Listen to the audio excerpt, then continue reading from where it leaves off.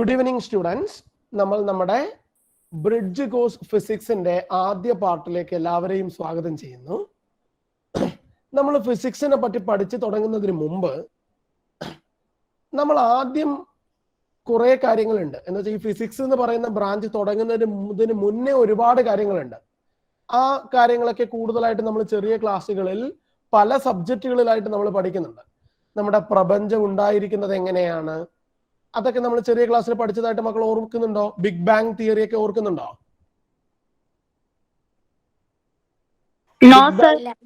Big bang theory ഓർക്കുന്നില്ല? നിങ്ങള് ജോഗ്രഫിയിലൊക്കെ പഠിച്ചത് ഓർക്കുന്നുണ്ടോ? ബിഗ് ബാങ് തിയറി അറിയാം. ഭൂമി ഉണ്ടായി, അത് തന്നെ. ആ എന്ന് പറഞ്ഞാൽ വലിയൊരു വിസ്ഫോടനത്തിലൂടെയാണ് നമ്മുടെ പ്രപഞ്ചം ഉണ്ടായിരിക്കുന്നത്. അതിനുശേഷം നിരന്തരമായി നമ്മളെ പ്രപഞ്ചം ഇങ്ങനെ വളർന്നുകൊണ്ടിരിക്കുവാണ്.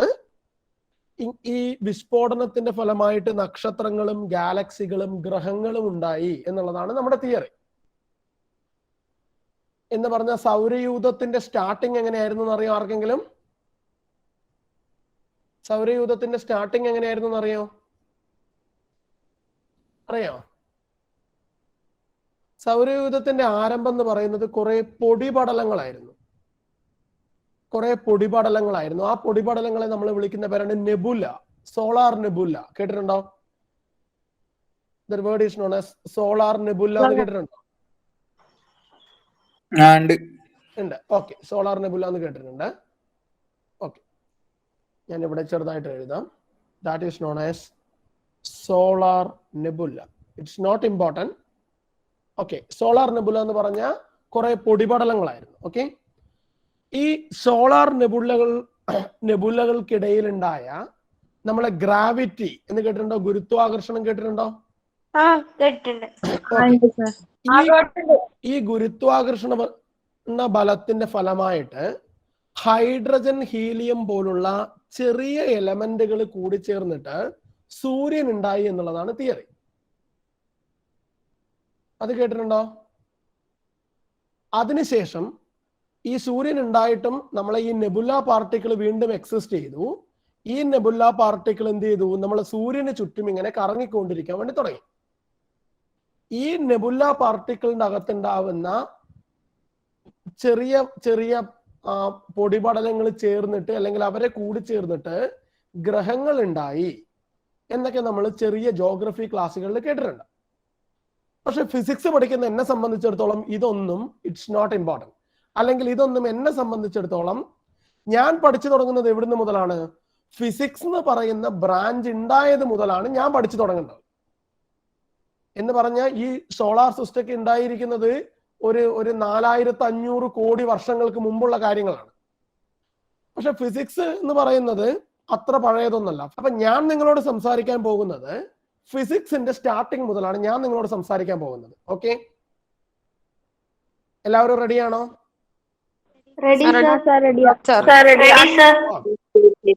ഓക്കെ, അപ്പോ ആദ്യമായി ഞാൻ പറയാൻ പോകുന്നത്, നിങ്ങൾ ഇങ്ങനെ ഒരു ബ്രാഞ്ച് കേട്ടിട്ടുണ്ടോ? That branch is known as philosophy എന്ന് കേട്ടിട്ടുണ്ടോ ആരെങ്കിലും? എല്ലാവരും കേട്ടിട്ടുണ്ടോ? ഓക്കെ, നിങ്ങൾ ആരെങ്കിലും ഇങ്ങനെ ഒരു സബ്ജക്ട് പഠിച്ചിട്ടുണ്ടോ? ഇല്ല. ഓക്കെ, എന്താ മക്കൾ അറിയേണ്ടത്, നമ്മുടെ എല്ലാ പഠനശാഖകളും ഉണ്ടായിരിക്കുന്നത് ഫിലോസഫി എന്ന് പറയുന്ന ഒരു സബ്ജക്റ്റിൽ നിന്നാണ്. എല്ലാ ബ്രാഞ്ചും, അത് കെമിസ്ട്രി ആയിക്കോട്ടെ, ഫിസിക്സ് ആയിക്കോട്ടെ, മാത്തമാറ്റിക്സ് ആയിക്കോട്ടെ, സയൻസ് ആയിക്കോട്ടെ, ലാംഗ്വേജുകൾ ആയിക്കോട്ടെ, എല്ലാ സബ്ജക്റ്റുകളുടെയും ആരംഭം എന്ന് പറയുന്നത് ഫിലോസഫി എന്ന് പറയുന്ന സബ്ജക്റ്റിൽ നിന്നാണ്. അപ്പൊ ഞാൻ പറയാണ്, ഈ ഫിലോസഫി എന്ന് പറയുന്ന വലിയ ഒരു സബ്ജക്റ്റ്, അപ്പൊ അതിന് ഞാൻ എൻ്റെ സബ്ജക്റ്റുകളുടെ ഫാദർ ആയിട്ട് കൺസിഡർ ചെയ്തു എന്ന് വിചാരിക്കുക നിങ്ങൾ. ഓക്കെയാണ്, എൻ്റെ അച്ഛനാണ് ഫിലോസഫി എന്ന് നിങ്ങൾ വിചാരിക്കുക. ക്ലിയർ? അപ്പൊ ഈ ഫിലോസഫി എന്ന് പറയുന്ന അച്ഛന്റെ മകളായിട്ടാണ് നമ്മൾ ഫിസിക്സ് എന്ന് പറയുന്ന ബ്രാഞ്ച് ജനിക്കുന്നത്. ഫിലോസഫിയുടെ മകളായിട്ട്. ഇത് എവിടെയാണെന്ന് അറിയാം ആദ്യം ഉണ്ടായിരിക്കുന്നത്? ഇത് യൂറോപ്പിലാണ് കേട്ടോ. വെസ്റ്റേൺ യൂറോപ്പിലാണ് ഫിലോസഫിക്ക് കുറെ മക്കളുണ്ട്. അതിൽ ഒരു മകളായിട്ടാണ് നമ്മുടെ ഫിസിക്സ് ജനിക്കുന്നത്. ഫിസിക്സ് ജനിച്ച ഉടനെ തന്നെ ഈ കുട്ടിയുടെ ഒരു എന്താ പറയാ, അവളുടെ ഒരു ടെൻഡൻസി എന്ന് പറയുന്നത് നമ്മുടെ നാച്ചുറലുള്ള ഫിനോമിനനുകളെ പറ്റിയിട്ട് പഠിക്കാൻ അവൾ ശ്രമിക്കാൻ തുടങ്ങി. അല്ലെങ്കിൽ നമ്മളെ പ്രപഞ്ചത്തിലുള്ള അല്ലെങ്കിൽ പ്രപഞ്ച സത്യങ്ങളെ പറ്റി അറിയാൻ വേണ്ടി അവള് സ്റ്റാർട്ട് ചെയ്തു. എന്ത്? നമ്മുടെ നാച്ചുറലുള്ള ഫിനോമിനനുകൾ എന്തൊക്കെയാണ്, ആ ഫിനോമിനനുകളുടെ അകത്തുള്ള രഹസ്യം എന്താണ് എന്നറിയാൻ വേണ്ടിയിട്ട് ഈ ഫിസിക്സ് യാത്ര തുടങ്ങി. ഓക്കെ ആണോ? എന്നാൽ ഇവളിങ്ങനെ യാത്ര തുടങ്ങി. ഇവളിങ്ങനെ വളർന്ന് വലുതായി പല പല കാര്യങ്ങളും ഇവള് കണ്ടുപിടിക്കാൻ വേണ്ടി തുടങ്ങി. നമുക്ക് ചുറ്റിലും നടക്കുന്ന ഒരുപാട് പ്രപഞ്ച സത്യങ്ങളുടെ അകത്തേക്ക് ഇവൾ ഇറങ്ങി ചെന്ന് ഇവളിങ്ങനെ മിന്നിത്തിളങ്ങി നിൽക്കുകയാണ്. ആ സമയത്ത് എന്താണ്, ഇവള് പുതിയൊരാളെ പരിചയപ്പെട്ടു. അയാളുടെ പേരാണ് ടെക്നോളജി. എന്താണ്? ടെക്നോളജി എന്ന് പറഞ്ഞാൽ നിങ്ങൾക്ക് അറിയാം, നമ്മളുടെ ഇപ്പോ ഉള്ള ഒരു ലോകം എന്ന് പറയുന്നത് ടെക്നോളജിയുടെ കയ്യിലാണ്, അല്ലേ? ഇപ്പൊ നമ്മുടെ എല്ലാം ടെക്നോളജിയുടെ ഏറ്റവും എക്സ്ട്രീം ലെവലിലാണ് നമ്മൾ നിൽക്കുന്നത്.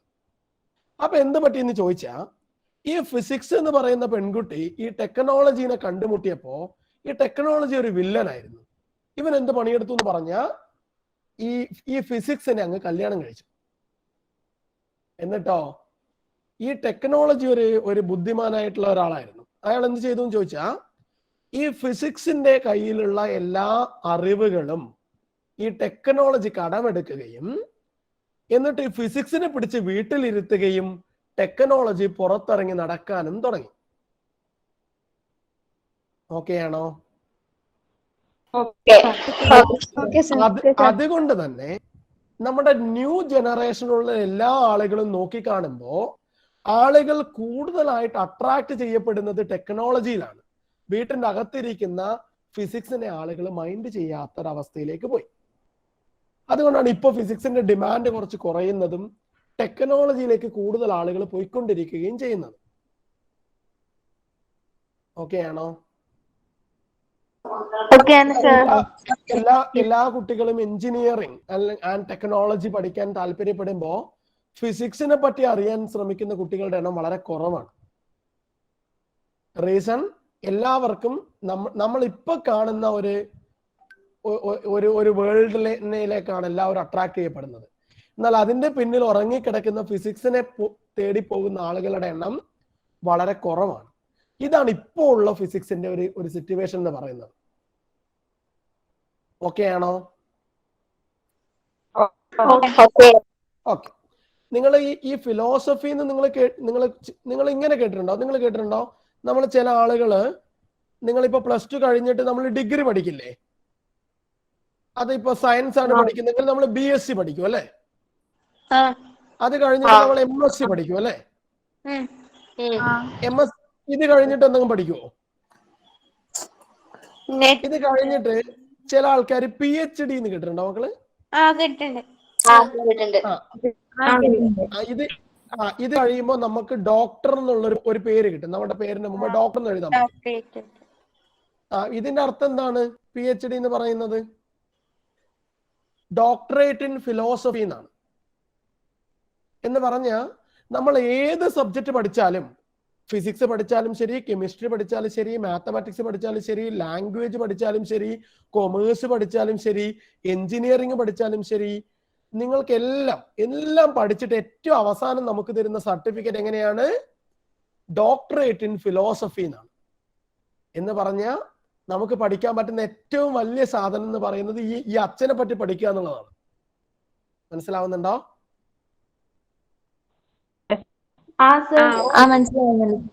അതുകൊണ്ടാണ് നമുക്ക് PhD എന്ന് പറയുന്ന കോഴ്സ് നമ്മൾ പഠിക്കുന്നത്. കിട്ടിയോ? ആ ഒരു പോയിന്റ് കിട്ടിയോ എല്ലാവർക്കും? ഓക്കെ. ഇനി ഇത്രയും എന്റെ മക്കളുടെ മനസ്സിൽ എപ്പോഴും ഉണ്ടാവണം. ഓക്കെ. ഇനി introduction to physics. The first physics പഠിക്കുമ്പോൾ നമുക്കറിയാം ഈ ഫിസിക്സ് എന്ന് പറയുന്നത് സയൻസിന്റെ ഒരു ബ്രാഞ്ച് ആണ് നമുക്കറിയാം അല്ലെ. സയൻസിന്റെ ഒരു ബ്രാഞ്ച് ആണ് ഫിസിക്സ് എന്ന് പറയുന്നത്. അതുപോലെ കെമിസ്ട്രി, ബയോളജി. നിങ്ങളിപ്പോ സയൻസ് ഗ്രൂപ്പ് എടുത്തു, അതിന്റെ അകത്തുള്ള ഒരു സബ്ജക്ട് മാത്രമാണ് ഫിസിക്സ് എന്ന് പറയുന്നത്. അപ്പൊ ഈ സയൻസ് എന്ന് പറയുന്ന word, the word science originate from A Latin verb that is known as Scientia. ആ വേർഡിന്റെ പേരാണ് സയൻഷ്യ എന്ന് പറയുന്ന ഒരു ലാറ്റിൻ വേർഡിൽ നിന്നാണ് സയൻസ് എന്ന് പറയുന്ന വേർഡ് ഉണ്ടായിരിക്കുന്നത്. അതിന്റെ അർത്ഥം ടു നോ എന്നാണ്. ടു നോ, എനിക്ക് അറിയാൻ, അല്ലെങ്കിൽ എനിക്ക് അറിയാനുള്ള എന്റെ ആഗ്രഹം എന്നൊക്കെയാണ് അതിന്റെ മീനിങ്. ടു നോ, എനിക്ക് അറിയണം. ഓക്കെ ആണോ? ഓക്കെ. അപ്പോ എന്താണ് ഫിസിക്സ് എന്ന് പറയുന്നത്? ഫിസിക്സ് എന്ന് പറയുന്നത് actually the branch of science. സയൻസിന്റെ ഒരു ബ്രാഞ്ച് ആണ് ഫിസിക്സ്, വിച്ച് ഡീൽസ് വിത്ത്, എന്തിനെ പറ്റിയാണ് നമ്മൾ പഠിക്കുന്നത്? The study of the natural phenomena around us. നമുക്ക് ചുറ്റിലുമുള്ള നാച്ചുറൽ ഫിനോമിനൻസിനെ പറ്റിയിട്ടാണ് നമ്മൾ പഠിക്കുന്നത്. നമ്മളുടെ ചുറ്റിലും ഒരുപാട് നാച്ചുറൽ ഫിനോമിനൻസുകൾ ഉണ്ട്. നമ്മൾക്ക് കാണാൻ പറ്റുന്നതും കാണാൻ പറ്റാത്തതുമായിട്ടുള്ള ഒരുപാട് ഫിനോമിനൻസുകൾ ഉണ്ട്. ഈ ഫിസിക്സിന്റെ ഒരു ഭംഗി കൂട്ടുന്നത് ഇങ്ങനെയുള്ള കുറെ കാര്യങ്ങളാണ്. നിങ്ങൾ പഠിച്ചിട്ടുണ്ടാവും ചിലപ്പോ. നിങ്ങൾ ഈ മോഡലിംഗ് കേട്ടിട്ടുണ്ടോ? ആറ്റം മോഡൽ കേട്ടിട്ടുണ്ടോ നിങ്ങൾ?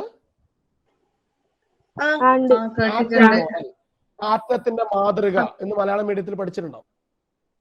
ഓക്കെ. എന്തിനാണ് നമ്മൾ ഈ ആറ്റത്തിന് ഒരു മോഡൽ ഉണ്ടാക്കുന്നത്? എന്തിനാണ് ആറ്റത്തിന് നമ്മൾ ഒരു മോഡൽ ഉണ്ടാക്കുന്നത്? കാരണം നമ്മളുടെ എല്ലാ ശാഖകളും, അത് കെമിസ്ട്രി ആയിക്കോട്ടെ, ഫിസിക്സ് ആയിക്കോട്ടെ, സയൻസിന്റെ എല്ലാ ശാഖകളും ആദ്യം നമുക്ക് കാണാൻ പറ്റുന്ന ഫിനോമിനലുകളെ പറ്റിയിട്ട് നമ്മൾ പഠിക്കും. നമുക്ക് കാണാൻ പറ്റുന്ന, എൻ്റെ കണ്ണുകൊണ്ട് കാണാൻ പറ്റുന്നത്, അല്ലെങ്കിൽ എനിക്ക് ഏതെങ്കിലും ഒരു ഡിവൈസ് ഉപയോഗിച്ച് കാണാൻ പറ്റുന്ന ഫിനോമിനലുകളെ പറ്റിയിട്ട് ഞാൻ ആദ്യം പഠിക്കും. അത് കഴിഞ്ഞിട്ട് ഞാൻ എന്ത് ചെയ്യും? ഇപ്പൊ പഠിച്ചിരിക്കുന്ന പാഠങ്ങളിൽ നിന്ന് എനിക്ക് എന്തൊക്കെ കാര്യങ്ങൾ കിട്ടിയിട്ടുണ്ടോ ആ കാര്യങ്ങൾ ഉപയോഗിച്ചിട്ട് എനിക്ക് കാണാൻ പറ്റാത്ത പാർട്ടിക്കിളുകളെ പറ്റിയിട്ട് ഞാൻ പഠിക്കും. ഫോർ എക്സാമ്പിൾ, ഇപ്പോ എനിക്ക് ഈ പെന്നിനെ പറ്റി പഠിക്കണം. ഈ പെന്നിനെ പറ്റി പഠിക്കാൻ എനിക്ക് ഈ പെന്നിന്റെ മോഡൽ ഉണ്ടാക്കേണ്ട ആവശ്യമുണ്ടോ? കാരണം എനിക്ക് പെന്നിനെ കാണാൻ പറ്റുന്നുണ്ടല്ലോ. അപ്പൊ തന്നെ ഞാൻ പറയുകയാണ് ഈ പെണ്ണ് ഉണ്ടാക്കിയിരിക്കുന്നത് പ്ലാസ്റ്റിക് കൊണ്ടാണ്, ഈ പെന്നിന് ഇത്ര ലെങ്ത് ഉണ്ട്, ഇങ്ങനെയുള്ള കാര്യങ്ങളൊക്കെ എനിക്ക് പ്രൊഡിക്റ്റ് ചെയ്യാൻ പറ്റില്ലേ?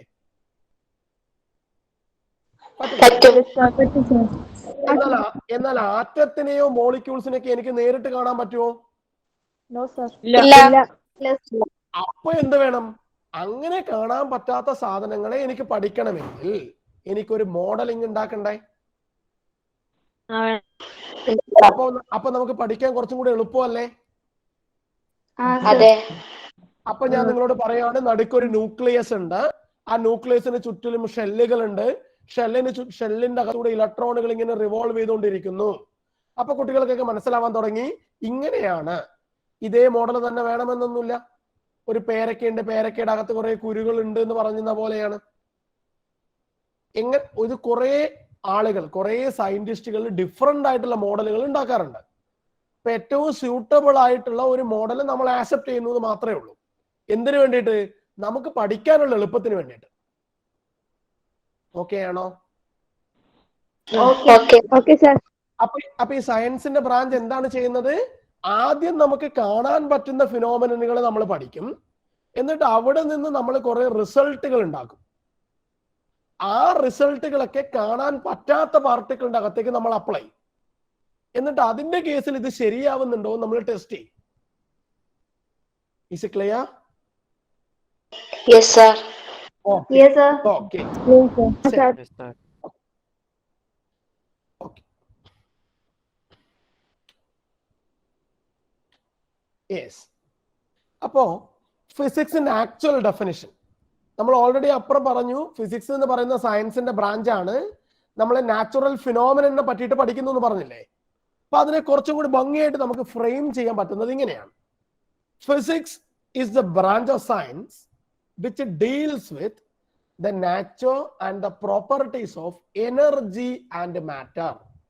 ഊർജത്തിന്റെയും ദ്രവ്യത്തിന്റെയും, മാറ്റർ എന്ന് പറഞ്ഞാൽ ദ്രവ്യം, മലയാളം മീഡിയം പഠിച്ച കുട്ടികൾ അങ്ങനെയാണ് പഠിച്ചേക്കുന്നത്. എന്ന് പറഞ്ഞാൽ നമ്മുടെ പ്രപഞ്ചത്തിലുള്ള എല്ലാ വസ്തുക്കളും ഉണ്ടാക്കിയിരിക്കുന്നത് എനർജി കൊണ്ടും മാറ്റർ കൊണ്ടുമാണ്, ദ്രവ്യത്തെ കൊണ്ടും ഊർജത്തെ കൊണ്ടുമാണ് നമ്മളെ പ്രപഞ്ചത്തിലുള്ള എല്ലാ വസ്തുക്കളും നമ്മൾ ഉണ്ടാക്കിയിരിക്കുന്നത്. അപ്പൊ അതിനെ പറ്റിയിട്ടുള്ള ഒരു ഡീറ്റെയിൽഡ് സ്റ്റഡി നടത്തുന്നതിനെയാണ് നമ്മൾ ഫിസിക്സ് എന്ന് പറയുന്നത്. അപ്പൊ ശരിക്കും പറഞ്ഞ ഈ ഫിസിക്സ് എന്ന് പറയുന്ന സബ്ജക്ട് പഠിക്കാൻ കുട്ടികൾക്ക് ഭയങ്കര ഇൻട്രസ്റ്റ് ആണ്. റീസൺ, നമുക്ക് ചുറ്റിലും ഒരുപാട് നാച്ചുറൽ ഫിനോമിനലുകൾ ഉണ്ട്. പക്ഷെ അത് എങ്ങനെ സംഭവിക്കുന്നു എന്ന് നമ്മൾ ആരെങ്കിലും അറിയാൻ ശ്രമിച്ചിട്ടുണ്ടോ? ഫോർ എക്സാമ്പിൾ, നിങ്ങളുടെ കയ്യിൽ ഒരു മൊബൈൽ ഫോൺ ഉണ്ട്, അതെങ്ങനെ വർക്ക് ചെയ്യുന്നു എന്ന് നമ്മൾ ആലോചിക്കാറുണ്ടോ? ഉണ്ടോ? നിങ്ങൾ ഇല്ല, ഒരു മൊബൈൽ ഫോൺ ഒരു വയർ കണക്ഷൻ പോലും ഇല്ല. എന്നിട്ടും ഞാൻ എൻ്റെ ഫ്രണ്ടുമായിട്ട് മറ്റൊരു രാജ്യത്തിൽ നിന്നുള്ള എൻ്റെ ഒരു ഫ്രണ്ടുമായിട്ട് ഞാൻ വീഡിയോ കോളിംഗ് നടത്തുന്നു. അപ്പൊ എങ്ങനെയാണ് ഈ സിഗ്നലുകൾ ഇത്രയും ക്വിക്കായിട്ട് ട്രാവൽ ചെയ്യുന്നത് എന്ന് നിങ്ങൾ ആരെങ്കിലും ചിന്തിച്ചിട്ടുണ്ടോ? അതിന്റെ പിന്നിലുള്ള രഹസ്യം എന്താണെന്ന് നമ്മൾ അറിയാൻ ശ്രമിച്ചിട്ടുണ്ടോ? ഫിസിക്സ് പഠിക്കുന്നത് ഇങ്ങനെയാണ് ഫിസിക്സ് പഠിക്കേണ്ടത്. നമ്മൾ ഫിസിക്സിന്റെ ഓരോ ഫിനോമിനലുകളും, നമ്മൾ കാണുന്ന ഓരോ ഇതും നമ്മൾ എടുക്കുക, എന്നിട്ട് നമ്മൾ അതിന്റെ അകത്തേക്ക് ഇറങ്ങിച്ചില്ല. നമ്മൾ പുറത്ത് കാണുന്നതിൽ നിന്ന് മാറിയിട്ട് നമ്മൾ അതിന്റെ അകത്തേക്ക് ഇറങ്ങിച്ചില്ല. എന്നിട്ട് ഇവിടെ എന്താണ് സംഭവിക്കുന്നത്, അതിന്റെ പിറകിലുള്ള സയൻസ് എന്താണെന്ന് കണ്ടുപിടിക്കുക. എന്ത് തിയറി ഉപയോഗിച്ചിട്ടാണ് ഇത് വർക്ക് ചെയ്യുന്നത്? മനസ്സിലാവുന്നുണ്ടോ മക്കൾക്ക്? അങ്ങനെ നിങ്ങൾ പഠിക്കുകയാണെങ്കിൽ നമുക്ക് എല്ലാ ഫിനോമിനലുകളും നമ്മൾ ഒരിക്കലും മറക്കാതിരിക്കും. നമ്മളെല്ലാ ഫിനോമിനലുകളും നിങ്ങളിപ്പോ പഠിക്കുന്നതൊക്കെ മറന്നു പോകുന്നത് എന്തുകൊണ്ടാണ്? നിങ്ങളെല്ലാം എക്സാമിന് വേണ്ടിയിട്ട് മാത്രം പഠിക്കുന്നത് കൊണ്ടാണ്. എന്നാൽ മറിച്ച് നമ്മൾ അതിനോടുള്ള താല്പര്യം കൊണ്ട് പഠിക്കുവാണെന്ന് വിചാരിക്കും. ഫോർ എക്സാമ്പിൾ, ഞാൻ മൊബൈൽ യൂസ് ചെയ്യാൻ പഠിക്കുന്നു.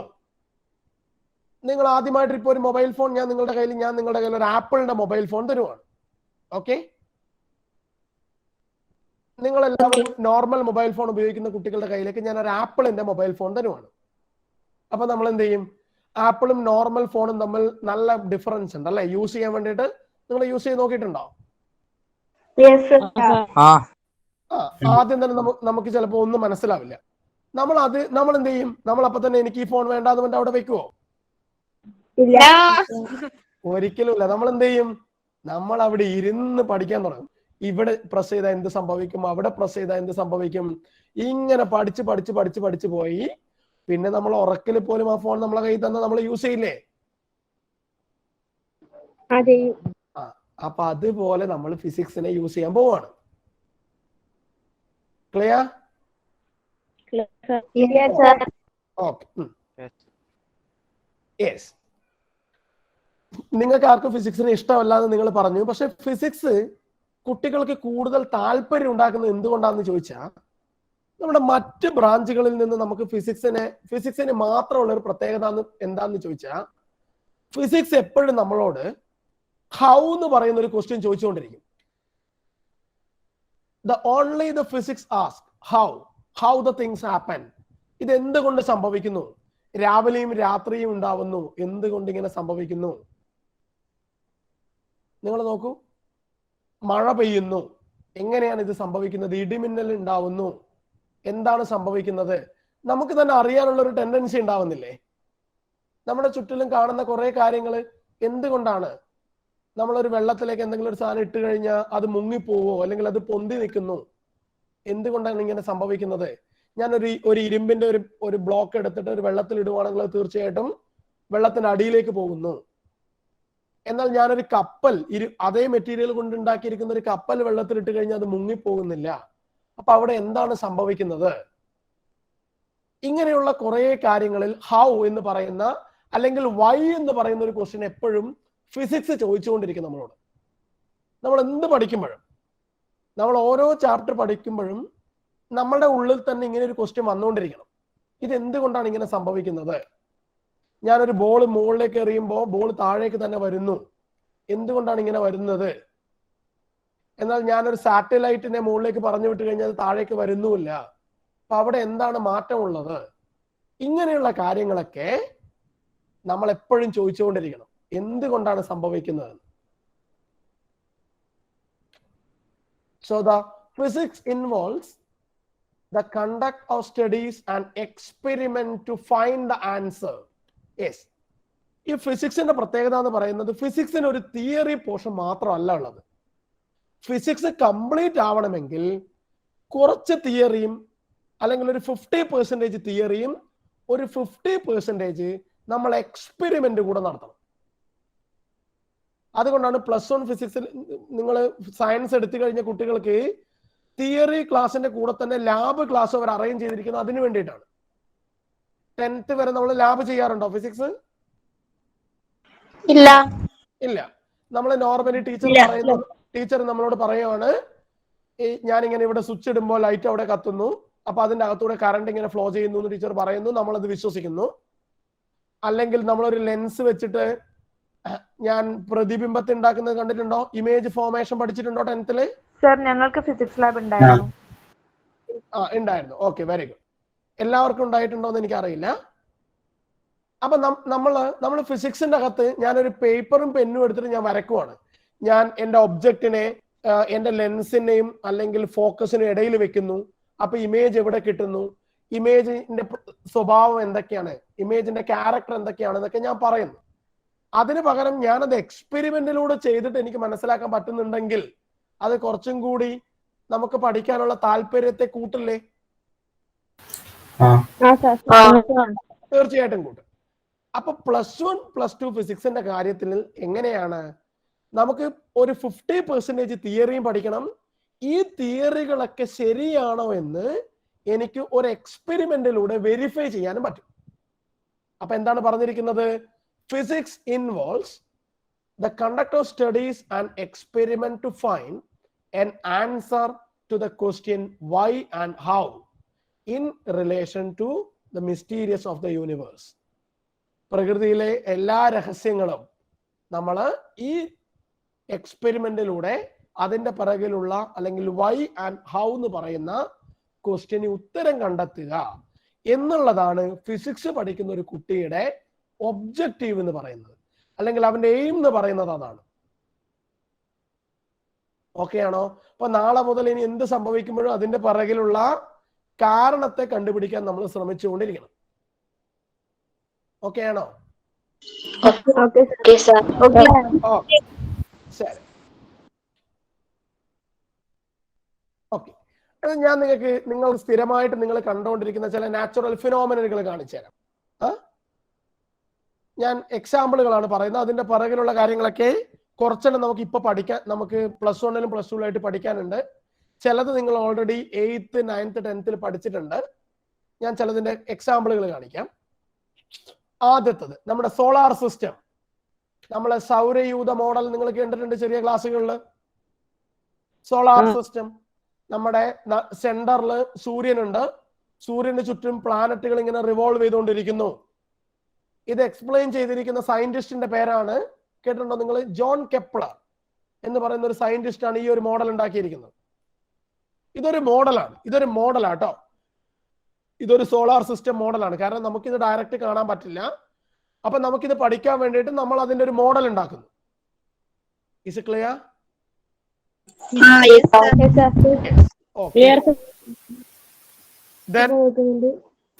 ഡേ ആൻഡ് നൈറ്റ്, നമ്മുടെ രാത്രിയും പകലും ഉണ്ടാവുന്നു. എങ്ങനെയാണ് ഇത് സംഭവിക്കുന്നത്? നമ്മളുടെ അടുത്ത് രാവിലെ ആവുമ്പോൾ മറ്റേതെങ്കിലും സ്ഥലത്ത് രാത്രി ആവുന്നുണ്ടോ? ഇത് കണ്ടിന്യൂസ് ആയിട്ട് ഇങ്ങനെ സംഭവിക്കുന്നതിന്റെ പിറകിൽ എന്താണ്? ഇത് എപ്പോഴെങ്കിലും നിൽക്കാൻ സാധ്യതയുണ്ടോ? ഇങ്ങനെയൊക്കെ നമ്മൾ അന്വേഷിച്ചുകൊണ്ടിരിക്കണം. ദെൻ ഗ്രാവിറ്റേഷൻ നമ്മൾ ചെറിയ ക്ലാസ് പഠിക്കുന്നതാണ്, എല്ലാവരും പഠിച്ചിട്ടുണ്ട്. ഐസക് ന്യൂട്ടന്റെ തലയിൽ ആപ്പിൾ വീണു എന്നതാണ് നമ്മൾ പഠിച്ച തിയറി. ഇവിടെ നിന്നാണ് ഐസക് ന്യൂട്ടൻ എന്തുണ്ടാക്കിയിരിക്കുന്നത്?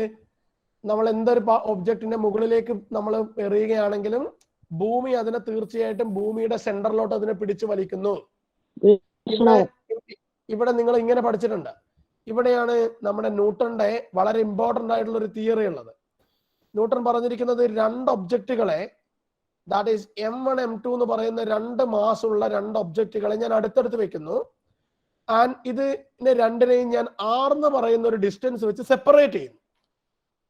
എന്ത് ഒബ്ജക്റ്റ് വേണമെങ്കിലും ആയിക്കോട്ടെ, അത് നിങ്ങളുടെ കയ്യിലുള്ള രണ്ട് ബോളുകൾ ആയിക്കോട്ടെ, അല്ലെങ്കിൽ നിങ്ങളുടെ ഒരു ബുക്കും ഒരു പേനയും ആയിക്കോട്ടെ, എന്ത് വേണമെങ്കിലും ആയിക്കോട്ടെ, നമ്മുടെ പ്രപഞ്ചത്തിലുള്ള ഏത് ഒബ്ജക്റ്റുകൾ വേണമെങ്കിലും ആയിക്കോട്ടെ, ഇങ്ങനെ രണ്ട് ഒബ്ജക്റ്റുകൾ പ്ലേസ് ചെയ്താൽ ന്യൂട്ടൺ പറഞ്ഞു ഈ രണ്ട് ഒബ്ജക്റ്റുകൾക്കിടയിൽ ഒരു അട്രാക്റ്റീവ് ഫോഴ്സ് എക്സിസ്റ്റ് ചെയ്യും. ആ അട്രാക്റ്റീവ് ഫോഴ്സിന് ന്യൂട്ടൺ ഉണ്ടാക്കിയിരിക്കുന്ന ഇക്വേഷൻ ആണ് G into M1 M2 divided by R square. ഇത് നമ്മുടെ 9ാം ക്ലാസ് ടെക്സ്റ്റ് ബുക്കിന്റെ അകത്ത് എക്സ്ട്രാ റീഡിംഗ് എന്ന് പറഞ്ഞൊരു കോളത്തിൽ കൊടുത്തിട്ടുണ്ട്. നിങ്ങൾ ഓർക്കുന്നുണ്ടോ എന്ന് അറിയില്ല. 9th സ്റ്റാൻഡേർഡിൽ കണ്ടിട്ടുണ്ടോ? F equal to G M1 M2 by R square. എന്താണ് ഇതിന്റെ ഈ തിയറി എന്താണ് പറയുന്നത്? ഇവിടെ പറഞ്ഞിരിക്കുന്നത് ഈ ഒബ്ജക്റ്റുകൾ തമ്മിലുള്ള ഡിസ്റ്റൻസ് കൂടി എന്ന് നിങ്ങൾ വിചാരിക്കുക. ഒബ്ജക്റ്റുകൾ തമ്മിലുള്ള ഡിസ്റ്റൻസ് കൂടി എന്ന് പറഞ്ഞാൽ എന്റെ ഫോഴ്സിന് എന്ത് സംഭവിക്കും? ഫോഴ്സ് കുറയും. കാരണം എന്താണ്? നമ്മൾ ഇക്വേഷൻ അനുസരിച്ച് ഈ R എന്ന് പറയുന്നത് ഡിനോമിനേറ്ററിലല്ലേ ഉള്ളത്. അപ്പൊ ഡിനോമിനേറ്ററിലുള്ള വാല്യൂ കൂടി എന്ന് പറഞ്ഞാൽ അതിന്റെ അർത്ഥം ഇവിടെയുള്ള എഫിന്റെ വാല്യൂ കുറഞ്ഞു എന്നല്ലേ? Inversely proportional. അതിന്റെ അർത്ഥം ഇൻവേഴ്സ്ലി പ്രൊപ്പോർഷണൽ ആണ്. അതിന്റെ അർത്ഥം എന്താണ്? ഒബ്ജക്റ്റുകൾ തമ്മിലുള്ള ഡിസ്റ്റൻസ് കൂടുന്നതിനനുസരിച്ച് ഇതിന്റെ ഡിസ്റ്റൻസ് കൂടിക്കഴിഞ്ഞാൽ ഇവര് തമ്മിൽ ഉണ്ടാവുന്ന ഗ്രാവിറ്റേഷണൽ ഫോഴ്സ് കുറയും എന്നുള്ളതാണ് മീനിങ്. മനസ്സിലാക്കുന്നുണ്ടോ? അപ്പൊ ഈ ഗ്രാവിറ്റേഷൻ എന്ന് പറയുന്നത് ഒരു ഫിസിക്കൽ ഫിനോമിനൻ ആണ്. ദെൻ സൗണ്ട്, എനിക്ക് കേൾക്കാൻ പറ്റുന്നു, ഞാൻ പറയുന്നത് നിങ്ങൾക്ക് കേൾക്കാൻ പറ്റുന്നു, എനിക്ക് എന്റെ ചുറ്റുപാടിലുള്ള മറ്റ് സൗണ്ടുകൾ എനിക്ക് കേൾക്കാൻ വേണ്ടി പറ്റുന്നു. ഇത് ഫിസിക്സിന്റെ തിയറിയാണ്. ലൈറ്റ്നിങ്, ഇടിമിന്നൽ ഉണ്ടാവുന്നു. കേട്ടിട്ടുണ്ടോ നിങ്ങള്? ആദ്യം മിന്നൽ ഉണ്ടാവുന്നു, അതിനുശേഷം ഇടി പൊട്ടുന്നു. എങ്ങനെയാണ് ഇത് സംഭവിക്കുന്നത്? അവിടെ ചാർജ് പാർട്ടിക്കിളിന് എന്താണ് സംഭവിക്കുന്നത്? ലൈറ്റ്നിങ് എന്ന് പറയുന്നത് ഒരു നാച്ചുറൽ ഫിനോമിനൻ ആണ്. റെയിൻബോ നമ്മൾ സ്ഥിരമായിട്ട് കാണാറുള്ളതാണ്. മഴവിൽ ഉണ്ടാവുന്നത്. ഇത് നിങ്ങൾ പഠിക്കുന്നുണ്ട്, 10th സ്റ്റാൻഡേർഡിൽ പഠിക്കുന്നുണ്ട്. നമ്മൾ 10th സ്റ്റാൻഡേർഡിൽ ഒപ്റ്റിക്സ് എന്ന് പറയുന്ന ഒരു ചാപ്റ്റർ ഉണ്ടോ? അതിനകത്ത് നമ്മൾ പഠിക്കുന്നതാണ് റെയിൻബോ ഫോർമേഷൻ. അടുത്തത് നിങ്ങൾ 8th സ്റ്റാൻഡേർഡിൽ പഠിക്കുന്ന മറ്റൊരു നാച്ചുറൽ ഫിനോമിനാണ് എർത്ത് കേക്ക് എന്ന് പറയുന്നത്. ഭൂചലനം ഉണ്ടാവുന്നു. നമ്മൾ സ്ഥിരമായിട്ട് ചില ന്യൂസ് പേപ്പറിലൊക്കെ നമ്മൾ കാണാറുണ്ട്, ഭൂചലനം സംഭവിക്കുന്നു. ഇതൊക്കെ നാച്ചുറൽ ഫിനോമിനുകളാണ്. ദെൻ ഹീറ്റ്, മറ്റൊരു ഇമ്പോർട്ടന്റ് ആയിട്ടുള്ള നാച്ചുറൽ ഫിനോമിനൻ ആണ് ഹീറ്റ്. ഇത് സോളാറിന്റെ ഹീറ്റ്, ഇത് നോർമൽ ഹീറ്റ്. ഹീറ്റിനെ പറ്റി ഫിസിക്സിൽ നമുക്ക് ഡീറ്റെയിൽഡ് ആയിട്ട് പഠിക്കാനുണ്ട്. നമ്മുടെ +1 ഫിസിക്സിന്റെ അകത്ത് നമുക്ക് ഹീറ്റ്, നിങ്ങൾ പഠിച്ചിട്ടുണ്ടോ? ഹീറ്റിനെ പറ്റി പഠിച്ചിട്ടുണ്ടോ? പഠിച്ചിട്ടുണ്ട്. അപ്പൊ അതിന്റെ കുറച്ചും കൂടി ഡീറ്റെയിൽഡ് ആയിട്ട് നമ്മൾ തെർമോഡൈനാമിക്സിന്റെ കുറെ ചാപ്റ്ററുകൾ നമുക്ക് പഠിക്കാനുണ്ട്. ഹീറ്റ് എക്സ്ചേഞ്ച് എങ്ങനെയാണ് നടക്കുന്നത്, അതൊക്കെ നമുക്ക് +1 പഠിക്കാനുണ്ട്. ദെൻ ഇലക്ട്രിസിറ്റി, നമ്മുടെ വേൾഡിനെ തന്നെ മാറ്റിമറിച്ചിരിക്കുന്ന രണ്ട് കണ്ടുപിടുത്തം എന്ന് പറയുന്നത് ഒന്ന് കമ്പ്യൂട്ടറും മറ്റൊന്ന് ഇലക്ട്രിസിറ്റിയും ആയിരുന്നു. അതുകൊണ്ട് തന്നെ ഇലക്ട്രിസിറ്റി എന്ന് പറയുന്നത് ഫിസിക്സിന്റെ ഏറ്റവും ഇമ്പോർട്ടന്റ് ആയിട്ടുള്ള ഒരു പാർട്ടാണ് ഇലക്ട്രിസിറ്റി എന്ന് പറയുന്നത്. അതുകൊണ്ടാണ് നിങ്ങൾ 9th ലും 10th ലും ഇത് റിലേറ്റ് ചെയ്തിട്ടുള്ള ഒരു ചാപ്റ്റർ പഠിക്കുന്നുണ്ടാവും. ടെക്സ്റ്റ് ബുക്ക് എടുത്ത് നോക്കിയാൽ മതി. 8th സ്റ്റാൻഡേർഡിൽ നിങ്ങൾ മാഗ്നറ്റിസം പഠിക്കുന്നുണ്ടാവും. 9th സ്റ്റാൻഡേർഡിൽ നമ്മൾ ഇലക്ട്രിസിറ്റി എന്ന് പറഞ്ഞിട്ട് പഠിക്കുന്നുണ്ടാവും. 10th സ്റ്റാൻഡേർഡിൽ നമ്മൾ ഇലക്ട്രോ മാഗ്നറ്റിക്കൽ ഇൻഡക്ഷൻ ഒക്കെ പഠിക്കുന്നുണ്ടോ? ട്രാൻസ്മിഷൻ, ഡിസ്ട്രിബ്യൂഷൻ ഒക്കെ പഠിക്കുന്നുണ്ട്. എന്ന് പറഞ്ഞ ഇലക്ട്രിസിറ്റി എന്ന് പറയുന്നത് ഫിസിക്സിനെ സംബന്ധിച്ചിടത്തോളം ഒഴിച്ചുകൂടാൻ പറ്റാത്തൊരു പാർട്ടാണ്. ഓക്കെ, ദെൻ ഇത് നിങ്ങൾ കണ്ടിട്ടുണ്ടോ? സ്റ്റാറ്റിക് ഇലക്ട്രിസിറ്റി എന്ന് കേട്ടിട്ടുണ്ടോ? നമ്മൾ ചിലപ്പോ ക്ലാസ് റൂമിനകത്ത് ചെയ്യാറുണ്ട്. നമ്മളൊരു സ്കെയിൽ ഉപയോഗിച്ചിട്ട് എന്റെ തലയിൽ ഇങ്ങനെ റബ്ബ് ചെയ്തിട്ട് ബെഞ്ചിൽ കുറച്ച് പീസ് ഓഫ് പേപ്പറും അതതിനെ അട്രാക്ട് ചെയ്യുന്ന കണ്ടിട്ടുണ്ടോ? കണ്ടിട്ടുണ്ട്. ഇത് ഫിസിക്സിന്റെ അകത്തുള്ള തിയറിയാണ്. ഇത് ഫ്രിക്ഷണൽ ഇലക്ട്രിസിറ്റി ആണ്. ഓക്കെ, ഇതൊക്കെ നമുക്ക് പഠിക്കാനുണ്ട് കേട്ടോ. ഇതൊക്കെ നമുക്ക് ഡീറ്റെയിൽഡ് ആയിട്ട് പഠിക്കാനുണ്ട്. ദെൻ ലൈറ്റിന്റെ മറ്റ് ചില ഫിനോമിനലുകളാണ് സ്കാറ്ററിംഗ് ഓഫ് ലൈറ്റ്. 10th പഠിച്ചിട്ടുണ്ട് നിങ്ങൾ. ആകാശത്തിന് നീല കളർ നൽകുന്നത്, സ്കൈ ബ്ലൂ കളർ കിട്ടുന്നത് സ്കാറ്ററിംഗ് ഓഫ് ലൈറ്റ് ആണ്. കാരണം വേവ് ലെങ്ത് കുറഞ്ഞിരിക്കുന്ന കളറുകള് ചിന്നിച്ചെതറി പോകുന്ന ഫിനോമിനെയാണ് നമ്മൾ സ്കാറ്ററിംഗ് എന്ന് വിളിക്കുന്നത്. അതുപോലെ സൺറൈസിനും സൺസെറ്റ് സമയത്തും സൂര്യൻ ചുവന്നിരിക്കും. പഠിച്ചിട്ടുണ്ട് 10th?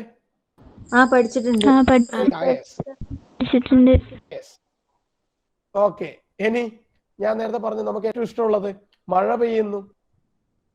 എപ്പോഴും പെയ്യോ മഴ? എന്താണ് ഒരു പെർട്ടിക്കുലർ സീസണിൽ മാത്രം പെയ്യുന്നത്? എപ്പോഴും പെയ്യാത്ത ഒരു പെർട്ടിക്കുലർ ഡ്യൂറേഷനിൽ ഇത് പെയ്യുന്നു. It's an interesting theory behind the rain. Then ഇത് കേട്ടിട്ടുണ്ടോ? വൾക്കാനോ ഇറപ്ഷൻ കേട്ടിട്ടുണ്ടോ? അഗ്നിപർവ്വത സ്ഫോടനം എന്ന് കേട്ടിട്ടുണ്ടോ മക്കള്? യെസ്, നമ്മൾ ചിലപ്പോ നിങ്ങളെ ബുക്കുകളിലൊക്കെ പഠിച്ചിട്ടുണ്ടാവും. ചില നമ്മുടെ പല ഭൂഖണ്ഡങ്ങളിലും ഈ അഗ്നിപർവ്വത സ്ഫോടനങ്ങൾ നടക്കാറുണ്ട്. യെസ്, ഇങ്ങനെ യെസ്. ഇത് മാത്രമാണോ ഫിസിക്സ്? അല്ല. ഇനി ഇത്രയും ഫിസിക്സിന്റെ ചില കാരണങ്ങളാണ്. ഇനി ടെക്നോളജിയിലേക്ക് പോയി കഴിഞ്ഞാലോ, നിങ്ങൾക്ക് ഏറ്റവും ഇഷ്ടപ്പെട്ട ഡിജിറ്റൽ ക്യാം, ദെൻ നിങ്ങളുടെ എല്ലാവരുടെയും റിയൽ ഹീറോ മൊബൈൽ ഫോൺ,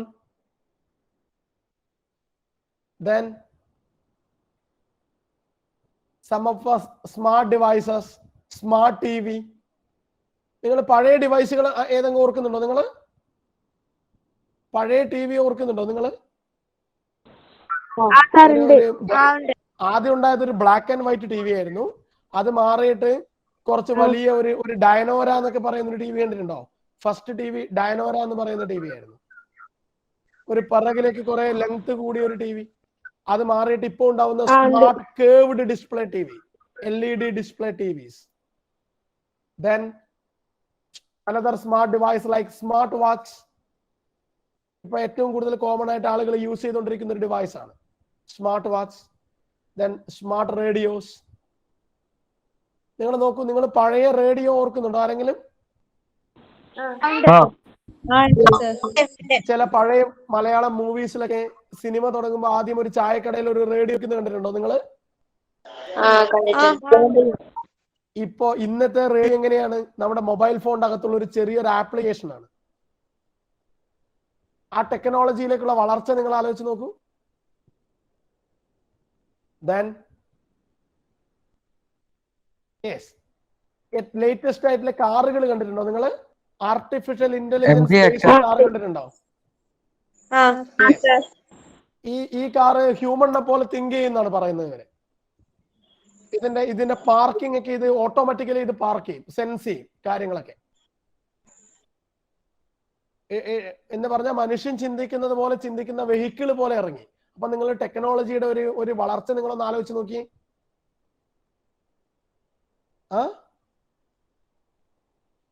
അപ്പൊ നിങ്ങൾ ജീവിക്കുന്ന ഈ ഇപ്പോൾ ഉള്ള ടെക്നോളജി എത്ര വലുതാണ് നിങ്ങൾ ആലോചിച്ച് നോക്ക്.